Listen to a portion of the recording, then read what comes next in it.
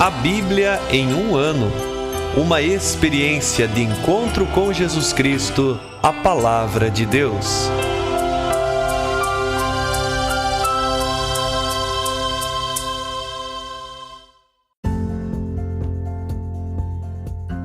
Olá, eu sou Ivonei, seminarista da Diocese de Ponta Grossa, Paraná. Você está ouvindo o podcast A Bíblia em um ano. Usando um plano de leitura cronológico, vamos ler a Bíblia inteira em 365 dias, descobrindo como a história da salvação se desdobra e se atualiza em nossas próprias vidas e na vida da Igreja. Estamos usando a Bíblia Católica com a tradução oficial da CNBB, a Conferência Nacional dos Bispos do Brasil. Você pode baixar o plano de leitura completo por meio de um link que você encontra na página do Instagram, abiblia.emuano, ou no facebook.com/seminariopg. Inscreva-se nesse podcast por meio da plataforma que preferir para receber as notificações diárias de nossos episódios.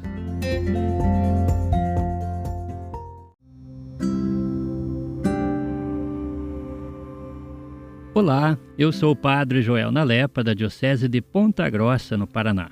Antes de iniciarmos a leitura e a escuta dos textos bíblicos propostos para hoje, vamos pedir que o Espírito Santo ilumine nossa mente e nosso coração para que a palavra de Deus frutifique em nossas vidas. Em nome do Pai, do Filho e do Espírito Santo. Amém. Vindo Espírito Santo, enchei os corações dos vossos fiéis e acendei neles o fogo do vosso amor. Enviai o vosso Espírito, e tudo será criado, e renovareis a face da terra. Oremos. Ó Deus, que instruístes os corações dos vossos fiéis com a luz do Espírito Santo, fazei que apreciemos retamente todas as coisas, segundo o mesmo Espírito, e gozemos sempre de sua consolação. Por Cristo nosso Senhor. Amém.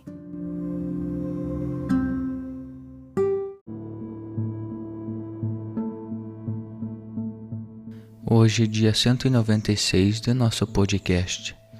Lemos o capítulo 21 do segundo livro de Reis, o capítulo 32 do segundo livro de Crônicas e o Salmo 145. Capítulo 21 do segundo livro de Reis. Manassés tinha 12 anos quando se tornou rei e reinou durante 55 anos em Jerusalém. Sua mãe chamava-se Afsiba. Ele fez o que é mau aos olhos do Senhor, imitando as abominações das nações que o Senhor havia expulsado de diante dos israelitas. Reconstruiu os lugares altos que seu pai Ezequias tinha destruído, ergueu altares para Baal e instalou poste sagrado, como fizera Acabe, rei de Israel. Ele adorou todo o exército do céu e serviu-o, construiu altares idolátricos na casa do Senhor, da qual o Senhor tinha dito: em Jerusalém porei o meu nome. Construiu altares para todo o exército do céu nos 2 átrios da casa do Senhor. Fez passar seu filho pelo fogo, praticou adivinhação e agouros, introduziu necromantes e feiticeiros. Multiplicou o que é mau aos olhos do Senhor, irritando. Instalou uma estátua de Azera, que havia feito, na casa da qual o Senhor tinha dito a Davi e a seu filho Salomão: nesta casa em Jerusalém, que escolhi dentre todas as tribos de Israel, estabelecerei o meu nome para sempre, e não mais deixarei Israel vaguear a pé fora do solo que dei a seus pais, contanto que cuidem de praticar tudo o que lhes ordenei e toda a lei que lhes prescreveu meu servo Moisés. Eles, porém, não deram ouvidos, mas Manassés os seduziu para agirem pior do que as nações que o Senhor havia destruído de diante dos israelitas. O Senhor falou por meio de seus servos, os profetas, dizendo: Manassés, rei de Judá, praticou essas abominações, piores que tudo que os amorreus tinham feito antes dele, e com seus ídolos levou Judá a pecar. Por isso diz o Senhor, o Deus de Israel: farei cair sobre Jerusalém e Judá uma desgraça que fará tinir ambos os ouvidos de quem ouvir falar. Estenderei sobre Jerusalém a medida que usei para Samaria e o nível que usei para a casa de Acabe. Limparei Jerusalém como quem limpa um prato, limpa e vira para baixo. Abandonarei o resto da minha herança e a entregarei às mãos dos inimigos. Serão presa e despojo para todos os seus inimigos, porque fizeram o que é mal aos meus olhos e me irritaram, desde o dia em que seus pais saíram do Egito até hoje. Além disso, Manassés derramou o sangue de muitos inocentes, a ponto de inundar Jerusalém de um lado a outro, sem falar do pecado que ele levou Judá a cometer, fazendo o que é mal aos olhos do Senhor. O resto dos atos de Manassés, tudo o que fez e o pecado que cometeu, está escrito no livro dos Anais dos Reis de Judá. Manassés adormeceu com seus pais e foi sepultado no jardim de sua casa, no jardim de Oza. Seu filho, Amon, tornou-se rei em seu lugar. Amon tinha 22 anos quando começou a reinar e reinou 2 anos em Jerusalém. Sua mãe chamava-se Mesaramete e era filha de Aros de Geteba. Ele fez o que é mal aos olhos do Senhor, assim como havia feito seu pai Manassés. Seguiu em tudo os caminhos dos quais seu pai havia andado. Serviu aos ídolos que seu pai havia servido e adorado. Abandonou o Senhor, Deus de seus pais, e não andou no caminho do Senhor. Os servos de Amon conspiraram contra ele e mataram o rei em seu palácio. Mas o povo da terra golpeou todos os que conspiraram contra o rei Amon e, em seu lugar, o povo da terra constituiu seu filho Josias como rei. O resto dos atos de Amon, o que ele fez, isto está escrito no livro dos Anais dos Reis de Judá. Sepultaram-no no túmulo do jardim de Oza. Seu filho Josias tornou-se rei em seu lugar.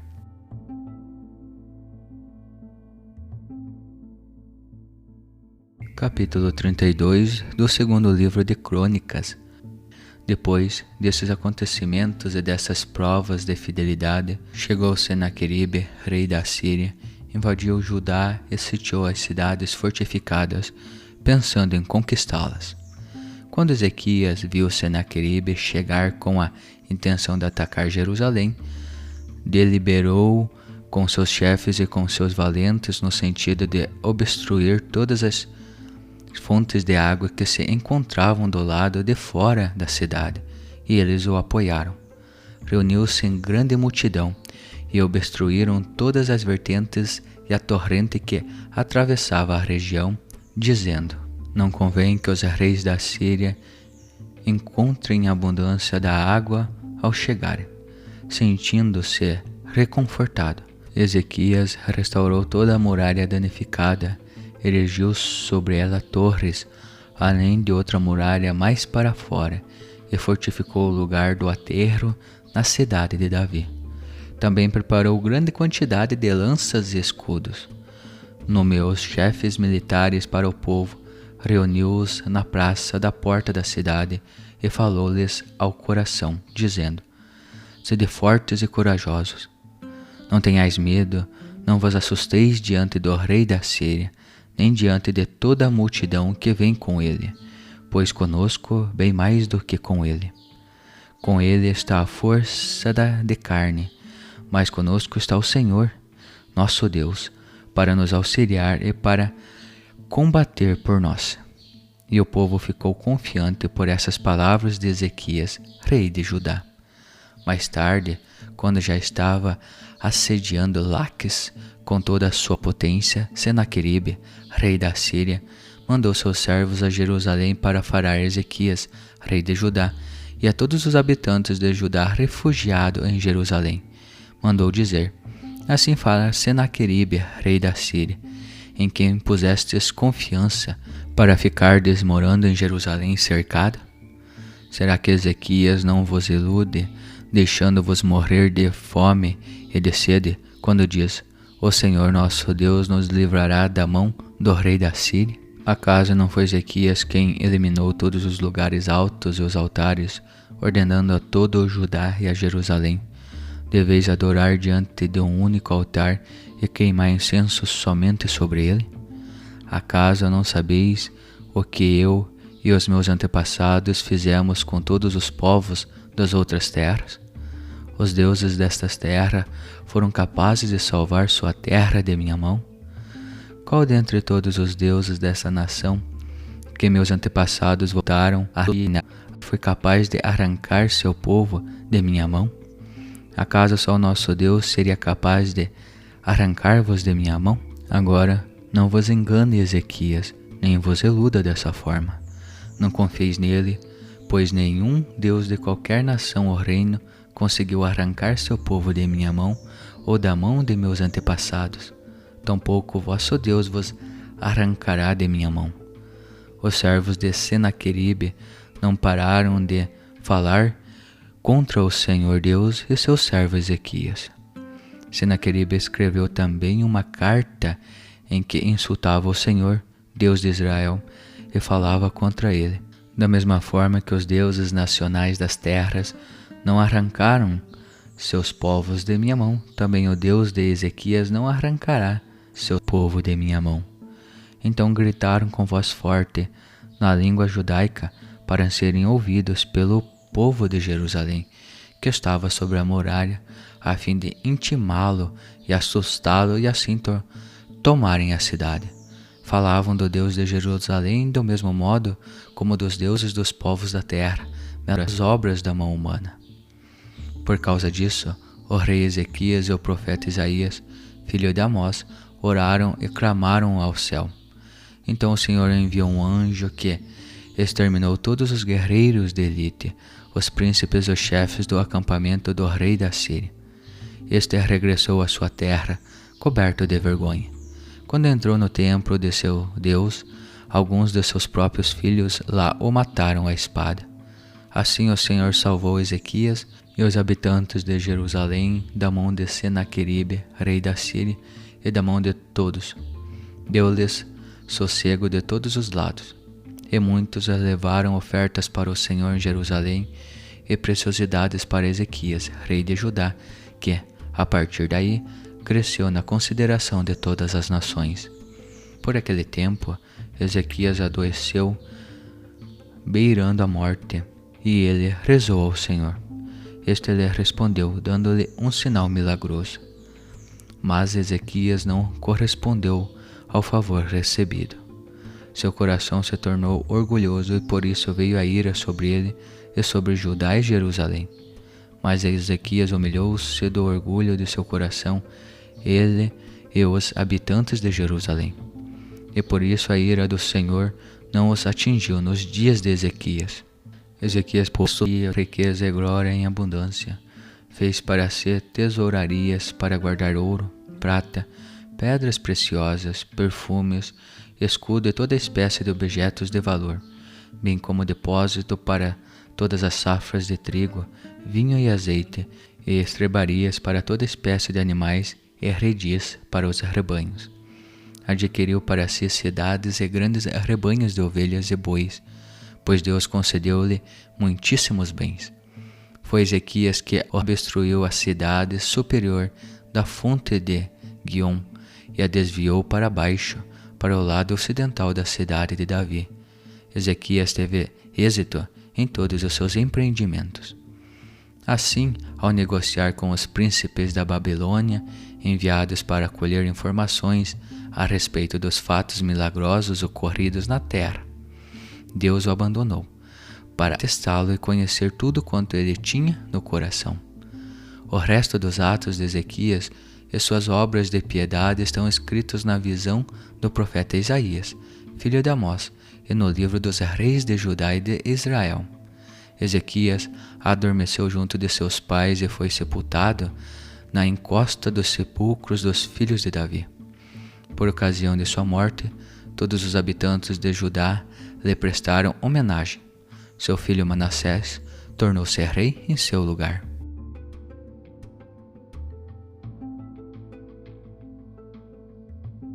Salmo 145. Eu te exaltarei, meu Deus e Rei, e bendirei ao teu nome pelos séculos dos séculos. Dia após dia eu te bendirei, e louvarei o teu nome pelos séculos dos séculos. Grande é o Senhor e muito digno de louvor, não se pode calcular sua grandeza. Uma geração apregou a outra as tuas obras, anunciando o teu poder. Falam da esplêndida glória de tua majestade, divulgando as tuas maravilhas. Falam do poder de teus feitos tremendos, proclamando a tua grandeza. Difundem a memória de tua bondade imensa, exultando com a tua justiça. O Senhor é compassivo e clemente, paciente e de grande misericórdia. O Senhor é bom para com todos, e sua compaixão se estende a todas as suas criaturas. Rendem-te graças, Senhor, todas as tuas obras, e os teus fiéis te bendigam. Proclamem a glória do teu reino e falem de teu poder, para darem a conhecer aos filhos dos homens as tuas façanhas e a magnificência gloriosa de teu reino. Teu reino é um reino de todos os séculos, e o teu domínio perdura de geração em geração. O Senhor é fiel em todas as suas palavras e santo em todas as suas obras. O Senhor reergue todos os que caem e levanta todos os abatidos. Os olhos de todos esperam em ti, e tu lhes dás alimento no tempo oportuno. Abres a tua mão e sacias com benevolência todo ser vivo. O Senhor é justo em todos os seus caminhos e santo em todas as suas obras. O Senhor está perto de todos os que o invocam, de todos os que o invocam em verdade. Ele fará a vontade dos que o temem, atenderá a sua súplica e os salvará. O Senhor guarda a todos os que o amam, mas faz perecer todos os ímpios. Cante minha boca o louvor do Senhor, e toda a carne bendiga seu nome santo, pelos séculos dos séculos.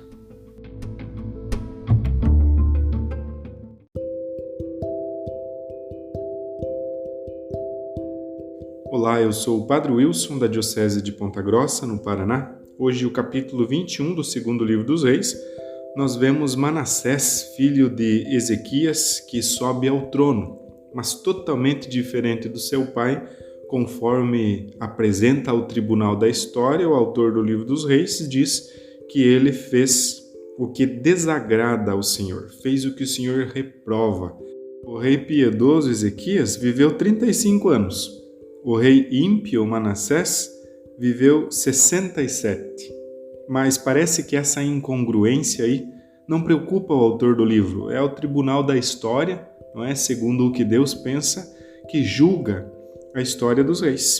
Bem, Manassés subiu ao trono ainda menor de idade.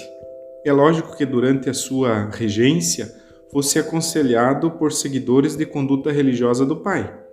Mas não sabemos se Manassés apostatou logo no início ou só quando chegou à maioridade. O autor, de qualquer modo, vê os pecados de Manassés como um prelúdio da queda de Judá e de Jerusalém. Por isso, esse capítulo, mais que uma notícia histórica, meu irmão, minha irmã, sobre um reinado, soa como um resumo de reflexão, digamos, teológica, não é? Semelhante ao dedicado à queda de Israel, com a diferença de que aqui se antecipa os fatos.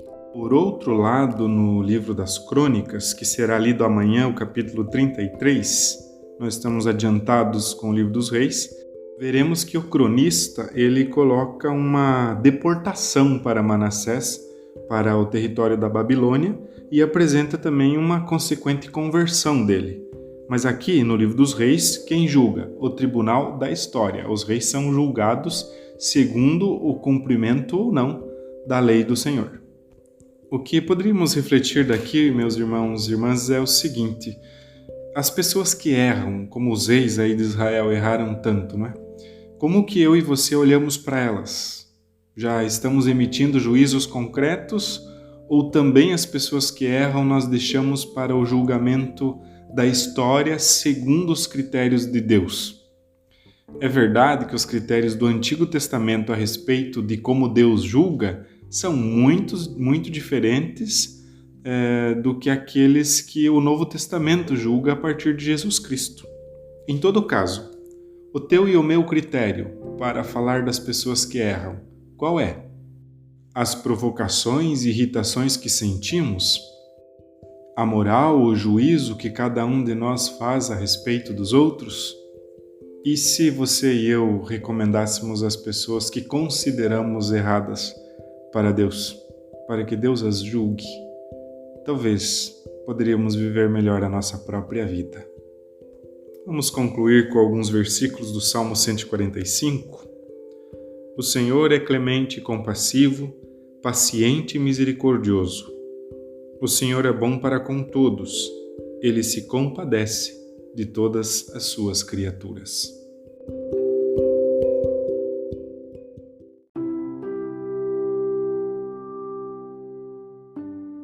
Querido irmão, querida irmã, após a leitura e a meditação da Palavra de Deus contida na Sagrada Escritura, peçamos que o Espírito Santo inspire as nossas ações a partir do mistério de Jesus Cristo, o Verbo encarnado.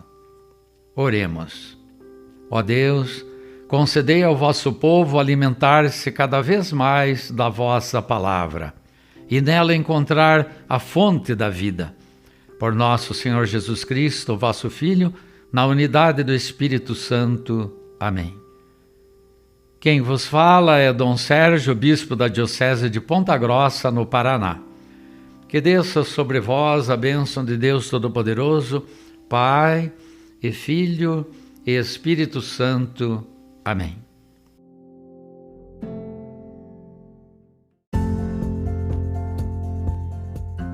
Você acaba de ouvir mais um episódio do podcast A Bíblia em um Ano. Continue nesse bom propósito de ouvir, ler e praticar a Palavra de Deus. Rezemos por todos que estão fazendo este caminho de leitura da Bíblia. Procure também participar da sua comunidade. A permissão para uso do plano de leitura The Bible in a Year com o Padre Mike Schmitz e Jeff Kevins foi concedida por Ascension. A versão original pode ser baixada em ascensionpress.com. Todos os direitos desse plano estão reservados à Ascension. Os demais conteúdos do podcast não são criados, revisados ou apoiados por Ascension. Até amanhã!